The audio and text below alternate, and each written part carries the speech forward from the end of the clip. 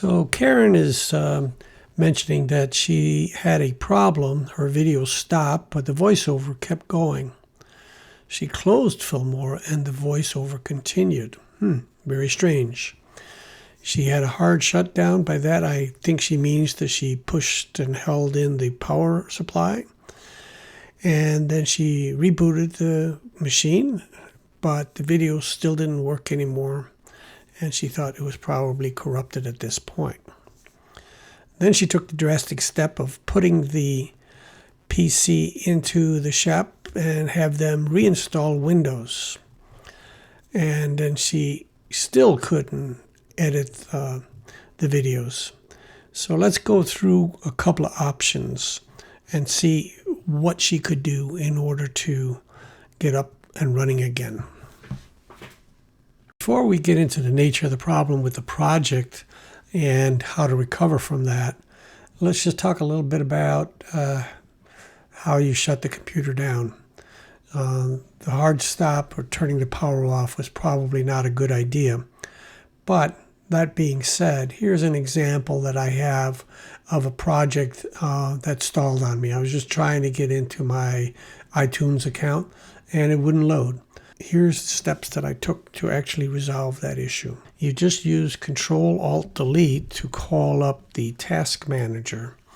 And when the task manager appears, you find the application that's not running. In your case, it would be Filmora. But here I have iTunes that just happens to be stuck. It's not moving. I can right-click on iTunes and I can simply select End Task. And that closes it out. And that's all you need to do. Two things about your project. One is that it continued playing even after you shut down Filmora, the voiceover that you had. And the second thing we know is that when you did all those other things of reinstalling Windows and everything, you still couldn't run the project. And so you assume that it's corrupted, which may be correct or it may be incorrect. The first thing that comes to my mind is that you were working on a project that was bigger than your computer hardware could handle. I will put a link in the YouTube description to another video I have that you can view to analyze how your computer is actually doing. It's called Demystifying Filmora Crashes and Other Weird Effects. So I'll put that link in there so you can go through and determine whether your project is overpowering your computer. Because it would be normal to have some weird effect like the video stopping and the audio going on if you all of a sudden ran out of memory or there was some other issue. So that would be one thing that would be worth determining. Get into the technical weeds about your computer and how it's performing and so forth. Here's the next thing that you really should be aware of, and that is that Filmora automatically makes backups every 5 minutes unless you change the default. And this goes on in the background, and it may have just cluttered up your computer. But it's also a way that you could actually recover your project at an earlier stage. Let me just show you. First of all, in the preferences, and when we go into, I believe it's folders, we can see backup settings. And you'll notice that I've set mine to backup every 20 minutes. The default setting is 5 minutes. That means every 5 minutes that you've got the project open, a backup is saved. So you get multiple backups. That you most likely have a backup copy of your project before it went bad. So how do you recover it? I'll link a second video how to open up backup copies. I'll give a brief demonstration here, but it is pretty simple. But this is what you would do. You would click on File, and then you would say Project Backups, and then you would go in to your backup, and you can see that I've already got a couple of backups today on the very project here that I'm working on for you, I could call them up and it would restore at that point.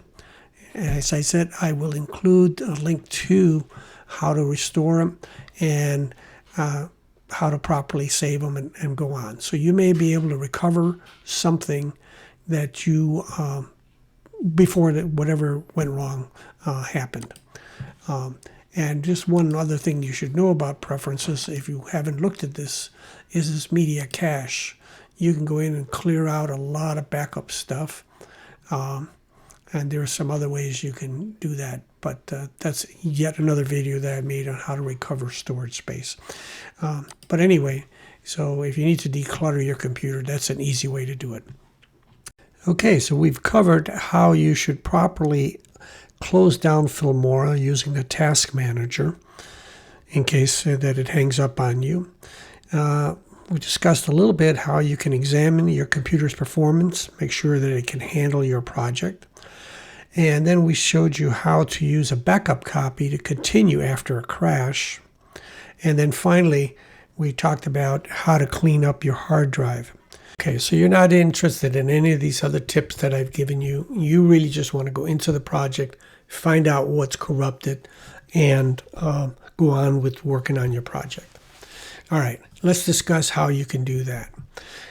So with this corrupted project loaded, you can go in and you can pretty quickly figure out where the exact issue is. And I'll relay kind of an old game that you used to play. You give a person a dictionary, you tell them to look in the dictionary for a word and not tell you what it is, and you will guess that exact word in that entire dictionary within 7 guesses. And the way the game works is that the person has to, you say a word, and they have to say before and after. Before that word or after that word. And within 7 guesses, you will have guessed the exact word. And the way it works is you take the dictionary and you cut it in half. And so you guess a word in the middle of the dictionary. In this case, in the project, you would move your playhead to the middle of the project, or in your case, probably closer to where you know that it's going to fail, but not quite to the failure. And then you will make a cut there on all the lines, and then you select everything after the cut. So you can do that simply by going over here to the cursor icon and switch its effect to select everything afterwards. And you go over here, and now you select it. And it doesn't matter whether we've got stuff on multiple tracks or whatever. They're all selected. And then we just hit the delete key. Now everything is gone. We can go back to and change our cursor back to its normal mode. Now we play it, and we verified that this portion of the program has no problems. If this portion of the program has a problem, then you know that the issue is in the before, not in the after. So we would then simply move to the halfway point here, and now we've narrowed down our location where it's going to be. And I would venture to say you're going to find it pretty quickly where the issue is. But you could then again select everything behind, and you can say, okay, we're going to make a cut right here. Oh, unfortunately, that didn't make a cut. So we'll go back to the select, we'll make the cut, and we'll delete everything behind. And we play it back. And then if we determine, hey, there's no longer a problem, then the problem is in what we just deleted. So now we can go ahead and use Control-Z, and restore the last thing. And we know that the problem was in here.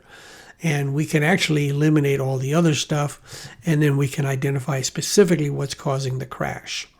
So that's how you can narrow down where if it's a corrupted file. I don't think it's a corrupted file that you have, but if it is a corrupted file, this is how you would find the specific thing. And you would just continue eliminating things. Obviously, don't do any saves to your project. Save your project. Don't save your project while you're doing this, because you would just be saving, portions of your project. Anyway, that's how you can identify the exact corrupt file if indeed it is a corrupt file. So I hope these tips will help you out.